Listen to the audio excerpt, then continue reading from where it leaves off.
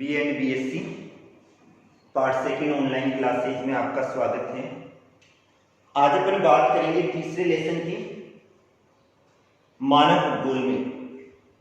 और मानव भूगोल का जो थर्ड चैप्टर है वो अपने तीन विचारधाराएं हैं। तीन विचारधाराएं कौन सी हैं? एक वातावरण निश्चयवाद है,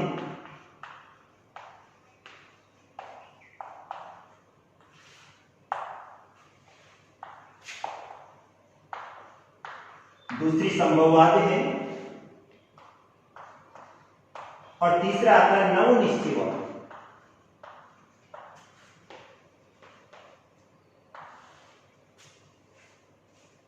मानव भूगोल की तीन विचारधाराओं का अध्ययन करेंगे जिनके द्वारा संपूर्ण मानव भूगोल का जन्म हुआ था।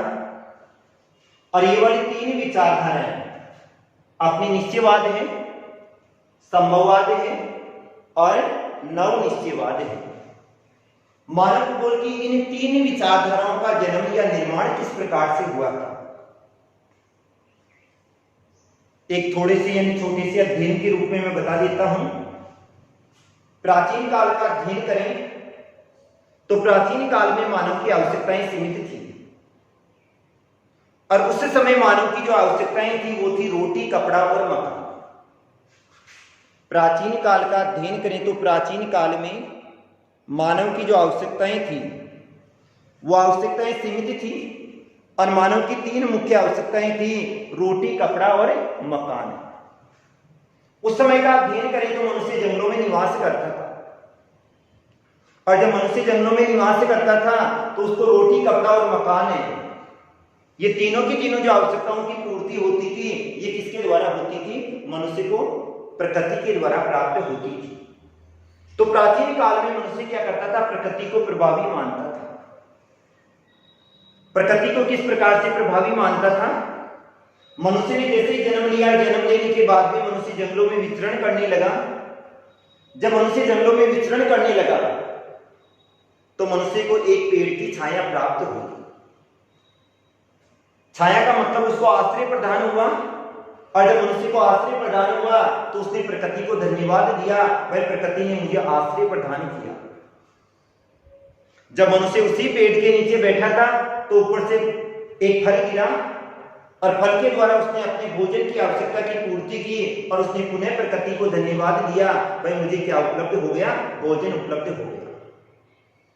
जब मनुष्य थोड़ी दूर आगे चला तो उसको एक नदी के द्वारा या झरने के द्वारा पानी की आपूर्ति हुई, अर्थात उसको पेयजल प्राप्त हो गया और उसने पुनः प्रकृति को धन्यवाद दिया, भाई मेरी पानी की आवश्यकता की पूर्ति भी हो। अर्थात प्रभावी कौन रही? प्रकृति रही। जैसे जैसे समय बीतता गया मानव की आवश्यकताएं बढ़ती गई और जब मानव की आवश्यकताएं बढ़ती गई तो मनुष्य ने आविष्कार करना चालू कर दिया। आवश्यकता हमेशा आविष्कार की जननी होती है और वैसे मनुष्य ने क्या किया? नई नई खोज करना चालू कर दिया। जिन क्षेत्रों में प्रभाव प्रकृति का हो रहा था मनुष्य ने वहां पर अपने प्रभाव को स्पष्ट रूप से ला दिया। जैसे जहां पर सघन जंगल पाए जाते थे मनुष्य ने क्या किया? उन जंगलों को काट दिया और काटने के बाद में वहां पर कृषि कार्य करने लगा। अर्थात कृषि करने लगा तो मनुष्य ने क्या किया? प्रकृति में बदलाव लाना प्रारंभ कर दिया। प्रकृति में क्या लेकर आ गया? परिवर्तन लेकर आ गया।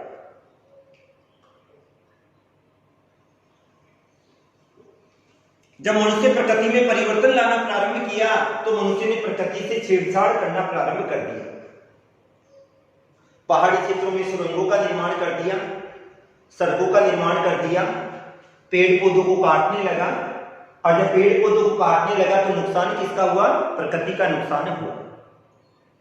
प्राणवायु की कमी होने लग गई और जब प्राणवायु की कमी होने लग गई तो ग्लोबल वार्मिंग जैसी समस्याएं उत्पन्न हो गई, हरितगृह प्रभाव उत्पन्न हो गया और उसके कारण से ओजोन परत में छेद हो गया। जब ओजोन परत में छेद हुआ तो धरातलीय क्षेत्र के तापमान में क्या होने लग गई? वृद्धि होने लग गई और जैसे धरातलीय क्षेत्र के तापमान में वृद्धि होने लग गई हमारे जो ग्लेशियर पाए जाते हैं, पर्वतीय क्षेत्रों पे जो बर्फ पाई जाती है, तापमान की वृद्धि के कारण से वो पिघलने लगी और जैसे ही पिघलने लग गई, समुद्र का जलस्तर कहां पर आने लग गया? ऊपर आने लग गया। अब समुद्र का पानी जैसे जैसे आएगा वो कहां पर आएगा? धरातल पर आएगा, और इसके कारण से विनाश की स्थिति उत्पन्न होगी। जब विनाश की स्थिति उत्पन्न हुई और जब पृथ्वी सम्मेलन हुआ, तो पृथ्वी सम्मेलन में दो भूगोलवेता ऐसे थे जिन्होंने लोगों की आंख खोल दी, और उनके रिसर्च के जो टॉपिक थे उसमें एक ही टॉपिक था, the limit to growth. The limit to growth का मतलब होता है वृद्धि की भी कोई सीमा होती है। और ये वाला जो सीधा प्रभाव डाला था वो जनसंख्या पर डाला था। भाई लगातार जनसंख्या में जो वृद्धि हो रही है उसके लिए उन्होंने एक बुक प्रकाशित की थी, द लिमिट टू ग्रोथ। जब इस सम्मेलन में ये वाली बुक का प्रकाशन हुआ तो लोगों की आंखें खुली रह गई। भाई आज पृथ्वी के धरातल पर कितनी मात्रा में जनसंख्या बढ़ गई, उतनी तो संसाधन पाए नहीं जाते हैं। दूसरी जो बुक थी, पॉपुलेशन बम। जिस प्रकार से कहीं पे कोई बम गिराया जाता है वहां पर विनाश की स्थिति उत्पन्न हो जाती है, उसी प्रकार से ये पॉपुलेशन जनसंख्या इस धरातल पर क्या लेकर आएगी? विनाश की स्थिति लेकर आएगी। उसके बाद में संपूर्ण पृथ्वी के धरातल पर जनसंख्या नियंत्रण हेतु कारगर उपाय अपनाए गए। तो जब से मानव का जन्म हुआ था, जब से लेकर आज अपन अगर भूगोल का अध्ययन करें तो इस संपूर्ण भूगोल के अध्ययन में अपनी तीन विचारधाराएं आती हैं। एक विचारधारा निश्चयवाद आती है, दूसरी संभववाद आती है, और तीसरी आती है नवनिश्चयवाद। निश्चयवाद विचारधारा के अनुसार मनुष्य प्रकृति का दास है, अर्थात मनुष्य प्रकृति के प्रभाव से डरता है और प्रकृति का प्रभाव सर्वोपरि होता है। किस प्रकार होता है? अपन अध्ययन करें संपूर्ण पृथ्वी के धरातल का, संपूर्ण पृथ्वी के धरातल में अगर पृथ्वी के धरातल में अध्ययन करें और अपने महाद्वीपों का अध्ययन करें, इन महाद्वीपों का अध्ययन करें तो इन महाद्वीपों में जितने भी महाद्वीप हैं सब में अलग अलग प्रकार की जलवायु पाई जाती है।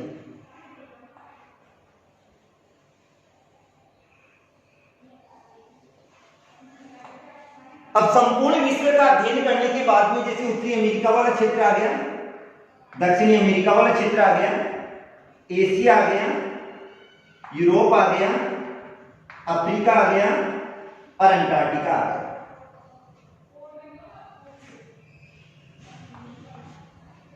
इन महाद्वीपों का अध्ययन करने के बाद में अपन देखते हैं कुछ क्षेत्रों में लोग अधिक निवास करते हैं और कुछ क्षेत्रों में लोग कम निवास करते हैं।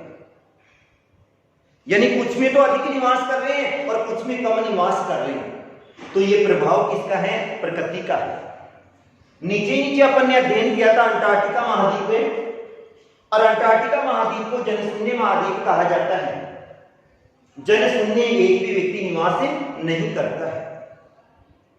क्यों नहीं करते हैं? क्योंकि यहां पर मानव निवास हेतु अनुकूलतम दशाएं नहीं पाई जाती है। ऊपर वाले क्षेत्र का अध्ययन करें, ग्रीनलैंड, बेल्फिन द्वीप, हडसन की खाड़ी, उत्तरी कनाडा, है ना, इन क्षेत्रों में केवल जनजाति विशेष के लोग ही निवास करते हैं। अफ्रीका महाद्वीप का अध्ययन करें तो यहां पर दो क्षेत्र पाए जाते हैं, एक तो सहारा का मरुस्थल आ जाता है और एक कांगो बेसिन आ जाता है। एशिया का अध्ययन करें, थार का मरुस्थलीय क्षेत्र आ जाता है, यूरोप में पर्वतीय क्षेत्र आ जाते हैं, इधर उत्तरी अमेरिका में रोकीज आ जाएगा, इधर एंडीज आ जाएगा। इन प्रकृति के प्रभावों के कारण से कुछ क्षेत्रों में तो लोग अधिक निवास कर रहे हैं, कुछ क्षेत्रों में लोग कम निवास करते हैं। प्रभाव किसका रहा? प्रकृति का। तो निश्चयवादी विचारधारा के अनुसार अपन यही कहेंगे, भाई मनुष्य प्रकृति का दास है। और ये वाली जो विचारधारा थी इसका जो प्रतिपादन किया गया था वो 19वीं शताब्दी में किया गया था। निश्चयवादी जो विचारधारा थी इसका जो प्रतिपादन किया गया था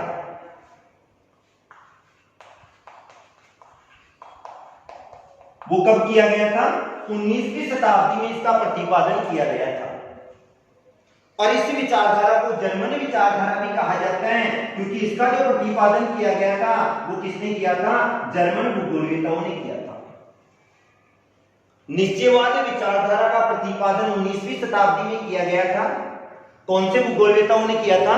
जर्मन भूगोलवेताओं ने किया था। अतः इसे क्या कहा जाता है? जर्मन विचारधारा भी कहा जाता है। और इस विचारधारा के मुख्य जो प्रतिपादक थे वो कौन थे? अपने फ्रेडरिक रेट थे।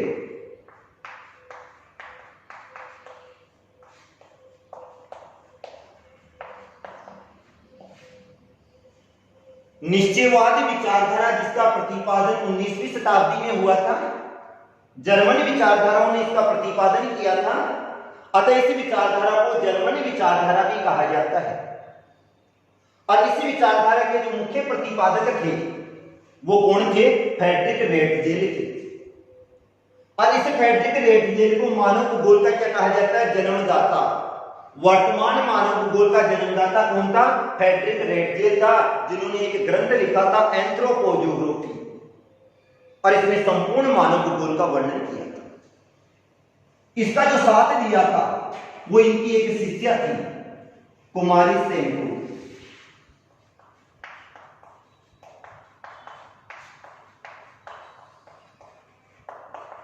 तो निश्चयवाद विचारधारा का जो प्रतिपादन, इसको जर्मन विचारधारा भी कहा जाता है, वातावरण निश्चयवाद भी कहा जाता है।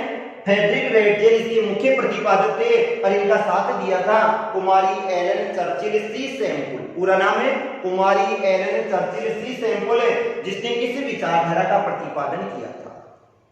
और यही कहा था प्रभाव किसका रहता है? प्रकृति का रहता है। चाहे से मनुष्य के क्रियाकलाप हो, अर्थात मनुष्य का जो कार्य होता है वो कार्य भी किसके द्वारा प्रभावित होता है? वातावरण के द्वारा प्रभावित होता है। किसी भी प्रदेश की भू संरचना, वहां का धरातल कैसा पाया जाता है, वहां की जलवायु कैसी पाई जाती है, मिट्टी कैसी पाई जाती है, खनिज संपदा कितनी है, वनस्पति कैसी पाई जाती है, जीव जंतु कैसे पाए जाते हैं, इनके द्वारा उस मानव वर्ग के शारीरिक लक्षण भी निर्धारित होते हैं, उसका व्यवसाय भी निर्धारित होता है, उस व्यक्ति का भोजन भी निर्धारित होता है, वहां के लोगों का वस्त्र, मकान, आर्थिक क्रियाकलाप, सामाजिक संगठन, ये सारे के सारे निर्धारित होते हैं। अर्थात प्रभाव किसका रहा? प्रकृति का प्रभाव रहा। प्रकृति के प्रभाव के कारण से प्रत्येक क्षेत्र में अलग अलग प्रकार की दशाएं पाई जाती है। जैसे अपन अध्ययन करें,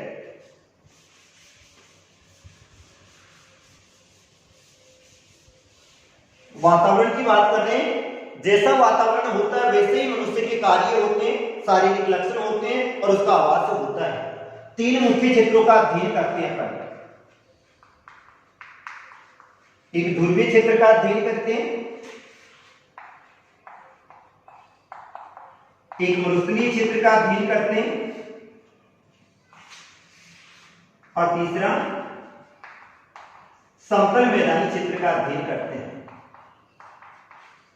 ध्रुवीय क्षेत्रों में मानव निवास हेतु अनुकूलतम दशाएं कम पाई जाती है। प्रभाव किसका रहा? वातावरण का। अतः यहां पर जो जनसंख्या होगी, जनसंख्या क्या होगी? कम होगी। मरुस्थलीय क्षेत्रों में भयंकर गर्मी पड़ती है, मानव निवास हेतु अनुकूलतम दशाएं कम पाई जाती है, अतः यहां भी जनसंख्या क्या होगी? कम होगी। समतल मैदानी क्षेत्रों में मानव निवास हेतु अनुकूलतम दशाएं अधिक पाई जाती है, अतः यहां जनसंख्या क्या होगी? अधिक होगी। अंतर हो गया अपने आप ही। ध्रुवीय क्षेत्रों में लोग कम निवास कर रहे हैं, मरुस्थलीय क्षेत्रों में कम कर रहे हैं, समतल मैदानी क्षेत्रों में अधिक कर रहे हैं। प्रभाव किसका रहा? प्रकृति का रहा। आवास की स्थिति का अध्ययन करेंगे। ध्रुवीय क्षेत्रों में न तो लकड़ी पाई जाती है, न पत्थर पाया जाता है, अतः वहां के लोग बर्फ की सख्त ईंटों का मकान बनाते हैं और इसको कहा जाता है इग्लू कहा जाता है। अलग आवास हो गया। मरुस्थलीय क्षेत्रों में लोग क्या करते हैं? शिकार करते हैं, और जब शिकार करते हैं तो एक स्थान से दूसरे स्थान पर विचरण करते रहते हैं, और जब विचरण करते हैं तो स्थायी आवास का निर्माण नहीं करते हैं। अतः यहाँ पर जो आवास पाया जाता है वो क्या होगा, अस्थायी आवास होगा। और किसके रूप में होगा, झोपड़ी के रूप में होगा। स्थायी आवास ही नहीं पाया जाता है, जो आवास पाया जाता है वो किसके रूप में पाया जाता है, झोपड़ी के रूप में पाया जाता है।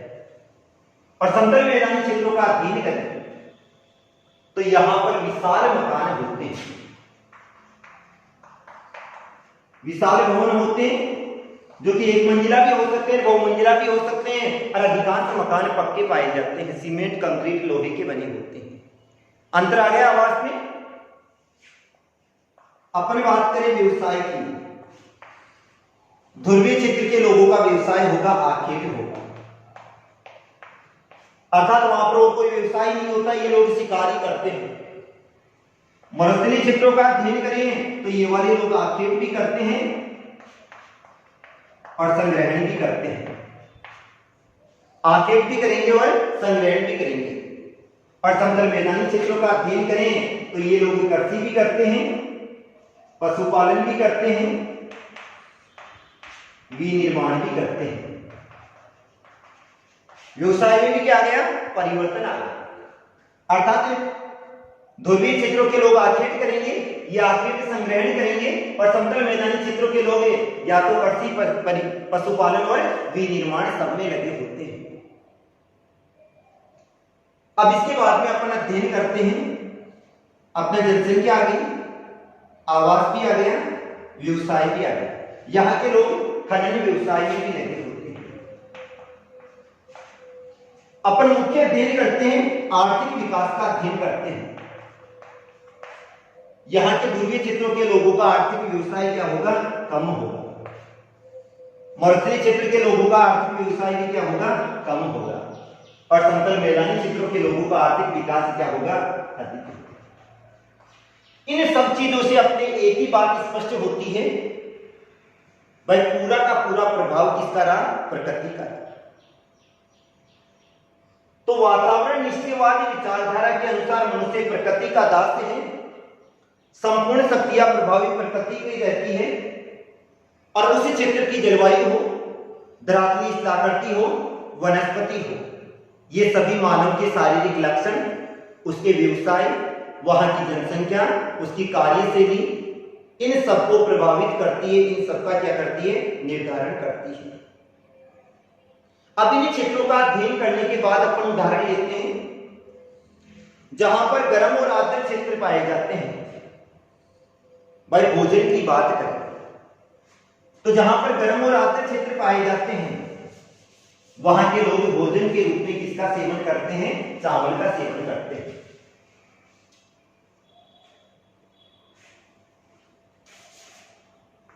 गर्म प्रदेश आ गए, आर्द्र प्रदेश आ गए, भोजन के रूप में यहां के लोग किसका सेवन करते हैं, चावल का सेवन करते हैं।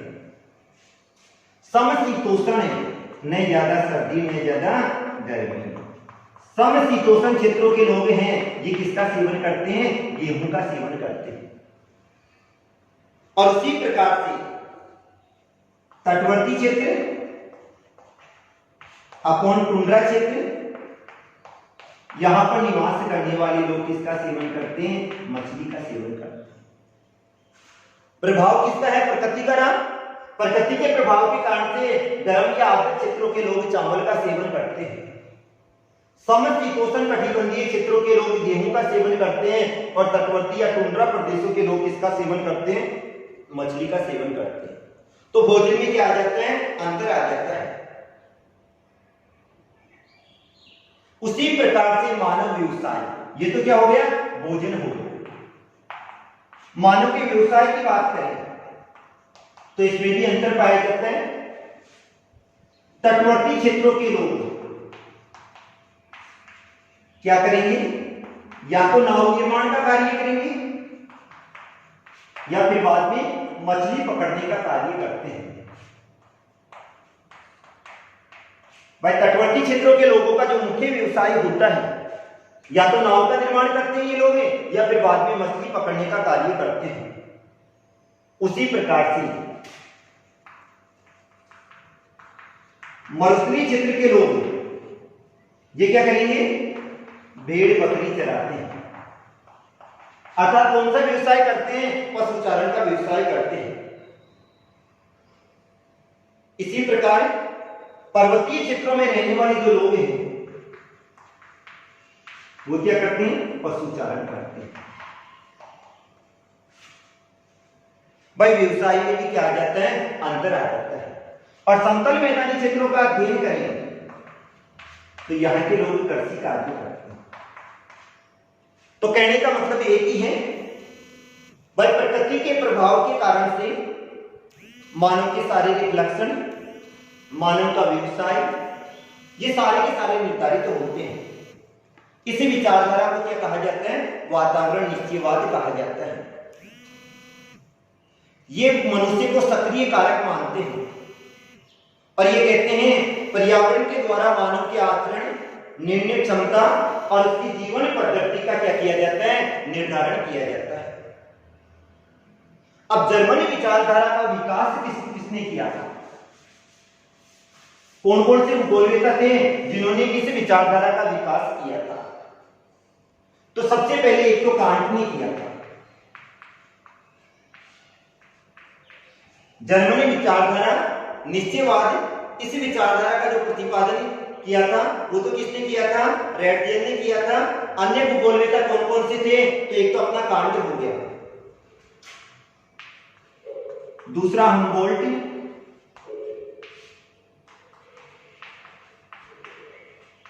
तीसरा आ जाता है कार्ल रिटर।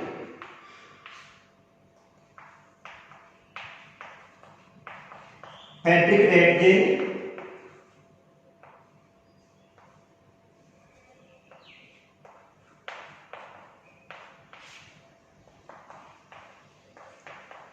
कुमारी सैमपुल।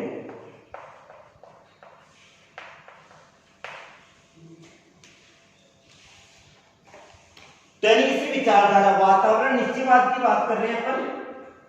वातावरण निश्चयवाद विचारधारा, इस विचारधारा को क्या कहा जाता है? जर्मनी विचारधारा भी कहा जाता है। और इसी जर्मनी विचारधारा का जो प्रतिपादन किया था वो इमैनुअल कांट, कांट का पूरा नाम क्या है? इमैनुअल कांट है। इसने किया था, हमबोल्ट ने किया था, कार्ल रिटर ने किया था, फ्रेडरिक रैटजेल ने किया था और कुमारी चर्चिल सैमपुल। कुमारी चर्चिल सैमपुल ने तो ये तक कह दिया था भाई मनुष्य भूतल की उपज है, अर्थात मनुष्य भूतल की उपज है, मनुष्य पृथ्वी का बच्चा है और पृथ्वी उसका लालन पालन करती है। चाहे भोजन की व्यवस्था हो, चाहे आवास की व्यवस्था हो, किसी भी प्रकार की व्यवस्था हो, प्रभाव किसका रहता है? प्रकृति का ही रहता है। तो इमैनुअल कांट की बात करें तो इन्होंने भौतिक भूगोल का अध्ययन किया था। कांट महोदय ने भौतिक भूगोल का अध्ययन किया था, अर्थात संपूर्ण भौतिक पर्यावरण का अध्ययन किया था। इन्होंने विज्ञान को, भूगोल को वैज्ञानिक स्वरूप प्रदान किया था और भूगोल का अन्य सामाजिक विज्ञानों के साथ संबंध स्थापित करते हुए इन्होंने पार्थिव एकता के सिद्धांत को बल दिया था। कौन से सिद्धांत को बल दिया था? पार्थिव एकता के सिद्धांत को बल दिया था। और पार्थिव एकता के सिद्धांत के अनुसार जितने भी तत्व पाए जाते हैं उन सब में प्रभाव किसका रहता है? प्रकृति का रहता है। पृथ्वी के सभी तत्व आपस में जुड़े होते हैं। पृथ्वी के सभी तत्व आपस में किस प्रकार जुड़े होते हैं? जैसे अपन अध्ययन करें, भाई किसी क्षेत्र में तापमान अधिक पाया जाता है, तापमान अधिक होगा तो वहां की वायु गर्म होगी और हल्की होने के कारण से ऊपर चली जाएगी तो वहां पर वायुदाब क्या हो जाएगा? कम हो जाएगा। तो तापमान और वायुदाब दोनों में क्या हो जाता है? संबंध हो जाता है। वायुदाब कम होगा तो दूसरे स्थान से पवन आएगी, वहां पर वर्षा करेगी, तापमान, वायुदाब और वर्षा में संबंध हो गया। जब वहां पर वर्षा होगी तो पेड़ पौधों की उत्पत्ति होगी, तो पेड़ पौधों में भी क्या हो गया? संबंध हो गया। और जब पेड़ पौधों की पत्तियां नीचे गिरेगी तो वहां पर हुमस की क्रिया होगी, मिट्टी की उर्वरा शक्ति का क्या होगा? विकास होगा। तापमान, वायुदाब, वर्षा, पेड़ पौधे और मिट्टी तीनों में आपस में क्या हो गया? संबंध हो गया। कहने का मतलब क्या होता है? पृथ्वी में क्या पाई जाती है? एकता पाई जाती है। इन्होंने ये कहा था किसी क्षेत्र में अगर वातावरण अनुकूल पाया जाता है तो मानव का विकास होगा, नहीं तो मानव का विकास नहीं होगा। बिना अनुकूल वातावरण के, बिना अनुकूल जलवायु के मानव विकास की कभी भी कल्पना नहीं की जा सकती है। और ये चीज सही भी है। जहां पर अनुकूल जलवायु पाई जाती है, अनुकूल प्राकृतिक संसाधन पाए जाते हैं, उन क्षेत्रों में मानव का विकास अपने आप ही हो जाता है। अन्यथा मानव विकास की अपन कोई भी कल्पना नहीं कर सकते। दूसरी बात आती है हमबोल्ट। ये भी जर्मन विचारधारा के थे और इन्होंने एक ग्रंथ लिखा था।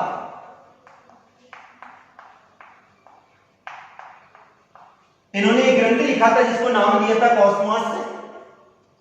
अपने ग्रंथ में इन्होंने पृथ्वी तथा उस पर निवास करने वाले लोगों के मध्य पारस्परिक संबंधों का विश्लेषण किया था और यही कहा था कि मानव के शारीरिक लक्षण तथा कार्य दोनों के दोनों वातावरण के द्वारा संबंधित होते हैं। हमबोल्ट जो कि जर्मन विचारधारा का प्रतिपादन किया था, इन्होंने अपना ग्रंथ लिखा था। कौन सा ग्रंथ लिखा था? कॉस्मॉस ग्रंथ लिखा था। और इन्होंने ये कहा था मनुष्य के चाहे शारीरिक लक्षण हो और चाहे मनुष्य के कार्य हो, इन सबके प्रभाव किसका रहता है? वातावरण का प्रभाव रहता है। वातावरण के अनुसार ही तो उसके शारीरिक लक्षण होते हैं और वातावरण के अनुसार ही उसके कार्यों का निर्धारण किया जाता है। ये एकता में विश्वास करते थे और ये कहते थे संपूर्ण पृथ्वी का अध्ययन कर लो और संपूर्ण पृथ्वी में अपन उत्तर से दक्षिण लास्ट तक चले जाओ, सब जगह एक ही आत्मा निवास करती है। आत्मा का मतलब इन्होंने प्रकृति से लिया था, अर्थात मनुष्य जिस क्षेत्र में निवास करता है उसका प्रभाव वहां पे जरूर पड़ता है। इसके बाद में आ जाते हैं कॉल रिटर। इन्होंने अपना ग्रंथ लिखा था आर्ट कुंडे।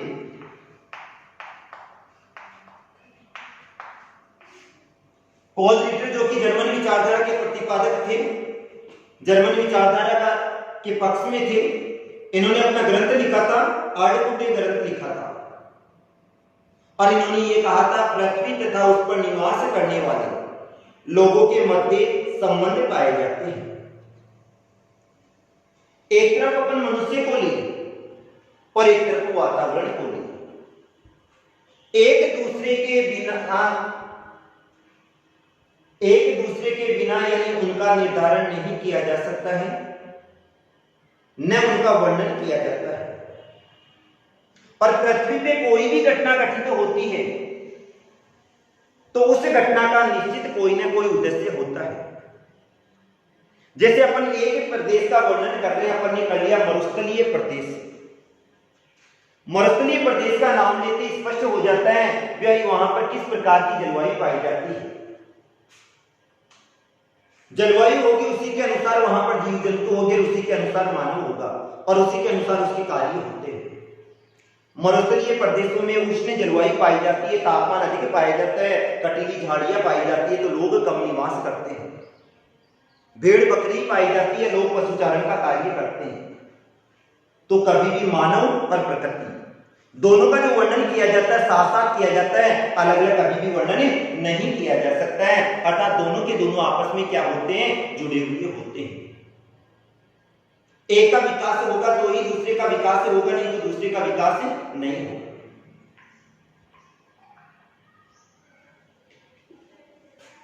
अर्थात प्रकृति अनुकूल होगी तो मानव का विकास होगा, प्रकृति अनुकूल नहीं होगी तो मनुष्य का विकास नहीं होगा। मनुष्य के विकास की अपन कल्पना भी नहीं कर सकते हैं। इसके बाद में आ जाते हैं फ्रेडरिक रेटजेल। इसको मानव भूगोल का जन्मदाता भी माना जाता है, निश्चयवाद विचारधारा का प्रतिपादक भी माना जाता है, वर्तमान मानव भूगोल का जन्मदाता भी माना जाता है। और इन्होंने अपना एक ग्रंथ लिखा था एंथ्रोपोजोग्राफी।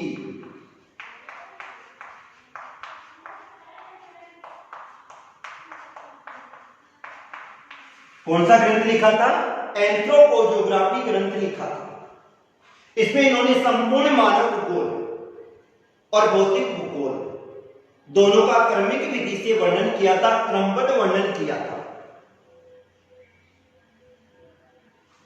इन्होंने जो सिद्धांत दिया था वो पक्ष के आधार पर प्रमाणित होता है, अर्थात इन्होंने जिस क्षेत्र का अध्ययन किया था पहले उस क्षेत्र का पूरा अध्ययन किया था और प्रत्यक्ष अध्ययन किया था।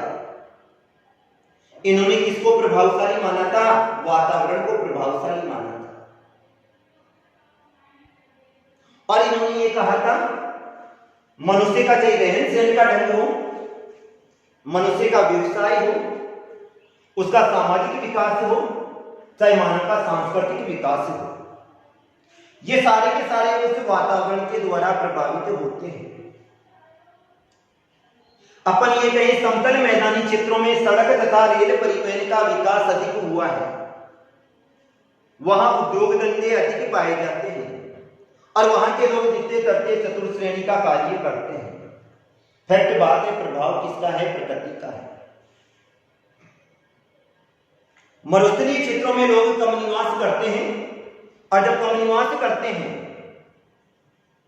तो मरुस्थलीय क्षेत्रों में सड़क तथा रेल परिवहन का विकास भी कम होता है।